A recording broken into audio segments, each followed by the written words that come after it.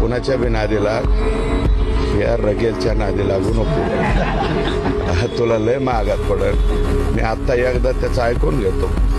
पण वडिलकीच्या नात्याने त्याला समज देतो. तुझं कुणीकडे बी दुकान चालव, माझ्यावर दुकान चालवू नको. तुझं अवघड होईल. अरे रगेल वागायचं, रगेल लोळा पांगळ्यासारखं वागायचं नाही. आयुष्यभर शेळी म्हणून जगण्यापेक्षा एकच दिवस वाघ म्हणून जगलं पाहिजे. औलाद आपली आहे असं आपण जगलं पाहिजे. मला सुद्धा एक मेसेज आला, तुझ्या टिंब दम आहे का? आता हे कोणत्या मापकाने तपासायचं?